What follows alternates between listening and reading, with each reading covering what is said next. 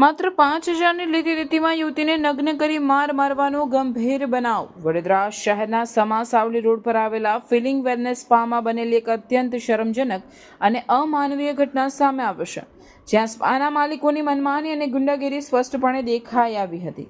માત્ર 5,000ની નજીવી રકમની લીધી રીતિના વિવાદમાં એક યુવતીને કિડનેપ કરીને નગ્ન કરી અમાનુષી મારવામાં આવતા મામલો સમા પોલીસ મથકે પહોંચ્યો હતો.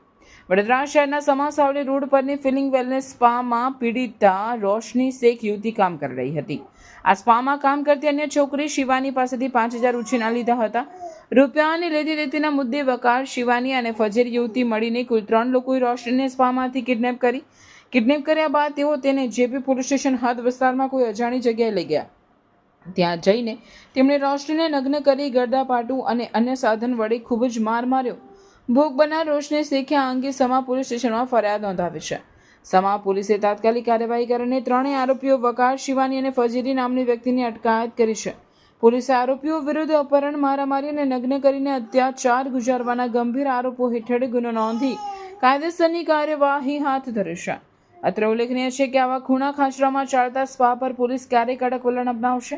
આ પ્રકારના સ્થળો ઘણીવાર ગેરકાયદે પ્રવૃત્તિઓ અને અનૈતિક કામકાજના કેન્દ્રો બની જાય છે, જેના પર કાયમી ધોરણે દેખરેખ જરૂરી છે.